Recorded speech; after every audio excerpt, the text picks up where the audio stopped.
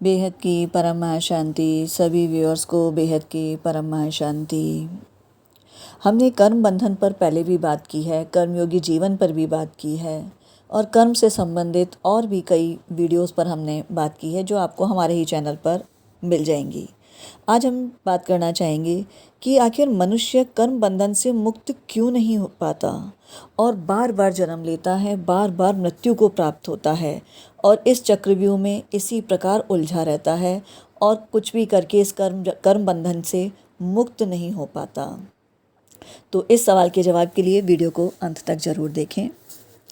श्रीमद् भगवद गीता के ही चौथे अध्याय के 12वें श्लोक में प्रभु श्री कृष्ण कहते हैं, क्षिप्रम ही मानुषे लोके सिद्धिर्भवति कर्मजा, अर्थात यह मनुष्य लोक कर्म भूमि है।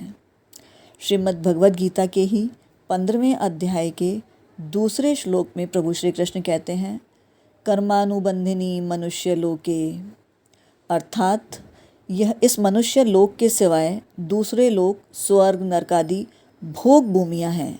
भोग भूमियाँ हैं। मनुष्य लोक में भी नया कर्म करने का अधिकार मनुष्य को तो है, परंतु पशु पक्षी आदि को नहीं। मनुष्य शरीर में किए हुए कर्मों का फल ही लोक तथा परलोक में भोगा जाता है। तो अर्थात हम यहाँ समझ सकते हैं कि ये मनुष्य जीवन जो हमें प्राप्त हुआ है इस मनुष्य लोक में, ये कितना महत्वपूर्ण है, जिसे हम सिर्फ सांसारिक सुख की भोग कामना के अंदर ही व्यर्थ गंवा रहे हैं। जबकि इस मनुष्य शरीर की अहमियत इस लोक और परलोक में ही नहीं, परमात्मा प्राप्ति के लिए भी ये बहुत ही महत्वपूर्ण है कि इस जन्म में किया हुआ कर्म हमें कहाँ पहुँचा सकता है, इस चक्रव्यूह में उलझा भी सकता है और कर्म बंधन से मुक्त भी कर सकता है। आगे चलिए, आगे देखते हैं। मनुष्य लोक में कर्मों की आसक्ति वाले मनुष्य ही रहते हैं। श्रीमद् भगवद गीता के ही 14वें अध्याय के 15वें श्लोक में प्रभु श्री कृष्ण कहते हैं, कर्म संगिषु जायते, अर्थात कर्मों की आसक्ति के कारण वे कर्मजन्य सिद्धि पर ही लुब्ध हो जाते हैं। जितने भी मनुष्य हैं, चूँकि उनकी सांसारिक भोगों की कामना है, इसीलिए वे सिर्फ कर्मजन्य कर्म करके उसके बदले में कुछ प्राप्ति के लिए जो भी सिद्धि उन्हें होती है उसी में लुब्ध हो जाते हैं और बार बार कर्म करके इसी चक्रव्यूह में उलझे रहते हैं। कर्मों से जो भी सिद्धि होती है वह यद्यपि शीघ्र मिल जाती है, तथापि वह सदा रहने वाली नहीं होती। अक्सर हम ये कहते हैं कि परमात्मा प्राप्ति के लिए अगर हम कुछ भी करते हैं तो वो परमात्मा दिखाई तो नहीं देता, जबकि हम इस सांसारिक भोगों की कामना के लिए कोई भी कर्म करते हैं और वो कर्म फलीभूत हो जाता है तो वो हमें दृश्य होता है, हम देख सकते हैं कि हमने क्या प्राप्त किया, क्योंकि वो भौतिक वस्तुएं हैं। भौतिक वस्तुएं तो दिखाई देने वाली होती हैं, परंतु अलौकिक प्राप्तियाँ इस सांसारिक दृष्टि से दिखाई नहीं देती, क्योंकि वो तो सिर्फ अनुभूति करने वाली होती हैं। जब कर्मों का आदि और अंत होता है तब उनसे होने वाली सिद्धि अर्थात उनसे मिलने वाला फल सदा कैसे रह सकता है। यानी जो कर्म शुरू भी होता है और समाप्त भी होता है तो उसका फल भी तो नाशवान ही होगा, उसका फल सदैव रहने वाला कैसे संभव है। इसीलिए नाशवान कर्मों का फल भी नाशवान ही होता है, परंतु कामना वाले मनुष्य की दृष्टि शीघ्र मिलने वाले फल पर ही तो जाती है, परंतु उसके नाश की ओर नहीं जाती। इंसान को सिर्फ भौतिक प्राप्तियों में जो क्षणिक सुख प्राप्त होता है वो सिर्फ उसे ही सच मान लेता है, उसे ही शाश्वत मान लेता है, जबकि वो शाश्वत नहीं है। विधि पूर्वक सांगोपांग किए हुए कर्मों का फल देवताओं से अक्सर कर शीघ्र मिल जाया करता है।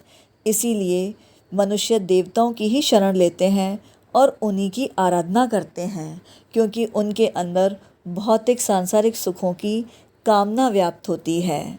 कर्मजन्य फल चाहने के कारण ही मनुष्य कर्म बंधन से मुक्त नहीं हो पाते और परिणाम स्वरूप बार बार जन्मते हैं, बार बार मरते रहते हैं और इसी जन्म मृत्यु के चक्रव्यूह के अंदर उलझे रहते हैं, इससे बाहर नहीं निकल पाते। जो वास्तविक सिद्धि है वह कर्मजन्य नहीं है, वास्तविक सिद्धि तो भगवत प्राप्ति है। अर्थात ये जो मनुष्य जन्म हमें मिला है, यह मनुष्य जन्म हमें भगवत प्राप्ति के लिए मिला है कि हम अपनी आत्मशुद्धि और आत्म जागृति करके भगवत प्राप्ति की तरफ अग्रसर हों, ना कि इन सांसारिक भोगों के अंदर लिप्त होकर पुनः जन्म मृत्यु के चक्रव्यूह में ही फंस कर रह जाएं। भगवत प्राप्ति के साधन कर्मयोग, ज्ञान योग और भक्ति योग भी कर्मजन्य नहीं हैं। योग की सिद्धि कर्मों के द्वारा नहीं होती, प्रत्युत कर्मों के संबंध विच्छेद से होती है। यहाँ समझने का प्रयास करें कि हम ये सोचते हैं कि योग के द्वारा हम कर्म कर रहे हैं और अपने योग को सिद्ध कर रहे हैं, जबकि योग के द्वारा तो हमारा कर्मों से संबंध बनता नहीं है, बल्कि हमारा उन कर्मों से संबंध विच्छेद हो जाता है। तभी हमारा परमात्मा से योग होता है और हम परमात्मा प्राप्ति की तरफ बढ़ पाते हैं।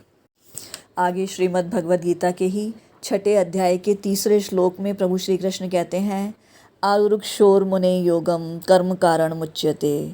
अर्थात कर्म योग की सिद्धि तो कर्म करने से बताई गई है। तो फिर कर्मयोग कर्मजन्य कैसे नहीं है? इस सवाल के जवाब में प्रभु श्री कृष्ण बताते हैं कि कर्म योग में कर्मों से और कर्म सामग्री से संबंध विच्छेद करने के लिए ही कर्म किए जाते हैं। योग परमात्मा का नित्य संबंध तो स्वतः सिद्ध और स्वाभाविक है, अतः योग अथवा परमात्मा प्राप्ति कर्मजन्य नहीं है। अतः योग वास्तव में कर्म सत्य नहीं है, प्रत्युत परमात्मा प्राप्ति के साधन रूप कर्मों का विधान सत्य है। कोई भी कर्म जब सत्य के लिए किया जाता है, तब उसका परिणाम सत्य होने से उस कर्म का नाम भी सत्य हो जाता है। श्रीमद् भगवद गीता के ही 17वें अध्याय के 27वें श्लोक में भगवान कहते हैं, कर्म चैव तदर्थ्यम सदित्यवाभियते।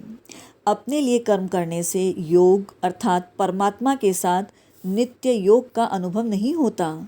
कर्म योग में दूसरों के लिए ही सब कर्म किए जाते हैं, अर्थात परहित के लिए ही सारे कर्म कर्तव्य मानकर सेवा भाव से किए जाते हैं।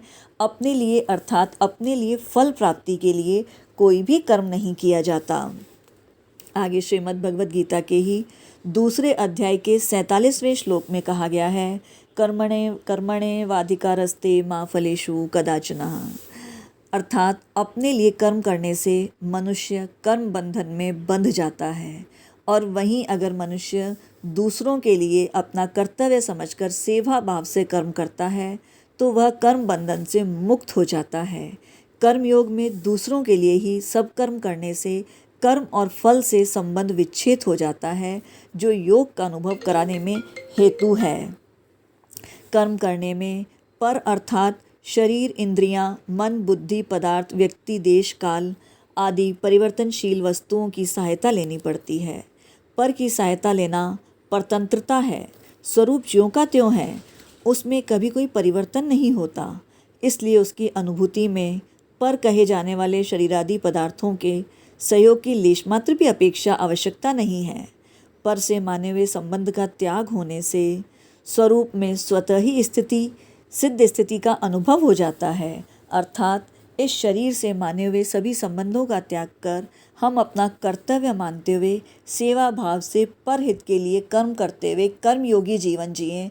सही मायने में कर्मयोगी जीवन का अर्थ यही है कि हम संसार में रहते हुए कर्म तो करें, परंतु उन कर्मों के बंधन में लिप्त ना हों। और ये तभी संभव है जब हम दूसरों के हित के लिए अपने हित से ऊपर दूसरों का हित रखें और अपने लिए हित की फल की अपेक्षा किए बिना दूसरों के हित के लिए कर्तव्य समझकर सेवा भाव से कर्म करें और इस प्रकार कर्मयोगी जीवन जिएं। तब हम परमात्मा से योग का अनुभव भी प्राप्त कर सकते हैं और इसी प्रकार ज्ञान द्वारा अपनी आत्मजागृति करके परमात्मा प्राप्ति की तरफ अग्रसर हो सकते हैं। उम्मीद करती हूँ ये वीडियो आपको अच्छा लगा होगा। अच्छा लगा है तो इसे लाइक करें, औरों से भी शेयर करें, ताकि आप औरों की भी आत्मजागृति के अंदर एक निमित्त बन सकें। इसी प्रकार की ज्ञानवर्धक जानकारी के लिए हमारे चैनल पर बने रहें। वीडियो को पूरा देखने के लिए सभी व्यूअर्स का परम धन्यवाद। बेहद की परम महाशांति।